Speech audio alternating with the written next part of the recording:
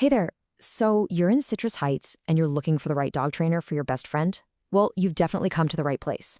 We're going to walk through everything you need to know to make a really confident choice for you and your dog. Let's be real for a second. Good training isn't just about fixing annoying problems. It's really about unlocking a better, more enjoyable life with your dog. Imagine taking a calm, peaceful walk along the Arcade Creek Trail, or just being able to relax together at home. That's what it's all about. Okay, so here's a quick roadmap of what we're going to cover. We'll start with the qualities of a great trainer, then we'll look at the important certifications to look for. After that, we'll get into the different programs and what they cost locally. Then we'll give you the exact questions to ask in a consultation, and we'll wrap up with some Citrus Heights specific rules and resources. All right, first things first, what actually makes a dog trainer great? Well, it pretty much all boils down to their core philosophy and the methods they use. You're going to hear this term a lot, positive reinforcement. And for good reason. It's the foundation of modern, humane, and effective training. Instead of punishing a dog for getting it wrong, the entire focus is on rewarding them when they get it right. This builds a really strong bond of trust, and it makes your dog want to learn with you.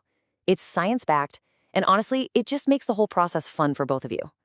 So, how do you know if a trainer is actually committed to these positive methods? That's where certifications come in. This might surprise you, but California doesn't actually require a state license for dog trainers. That makes these professional credentials even more valuable. They show a trainer is really dedicated to their education and to ethical standards. Okay, so what should you actually look for? Don't let the alphabet soup intimidate you. The CPDTK is a really well-respected, broad certification for general training knowledge. KPA-CTP tells you they've been through the Karen Pryor Academy, which is all about positive reinforcement. And then for more complex issues like serious fear or aggression, certifications like IABC-CDT-BC or CBC-CKA mean that a trainer has specialized expertise. These letters really do represent a serious commitment to the craft. Now let's get into the practical side of things, matching a program and a budget to what you actually need. This is where we figure out what format is going to work best for your dog and your specific goals. The two main options you'll see are group classes and private lessons. Group classes are awesome for things like puppy socialization and basic manners, because your dog learns to focus even with other dogs around. Private lessons, on the other hand, are perfect for targeting those specific behaviors that happen at home. Think barking at the doorbell or jumping on visitors. The plan is totally customized for you and your dog. And of course, a huge factor in any decision is the cost. So what kind of investment are we talking about for training here in the Citrus Heights and greater Sacramento area? Let's take a look at the average cost you can expect. A typical 6-week group class for the basics will usually be somewhere between $180 and $320. A single private lesson to work on something specific is generally between $90 and $150.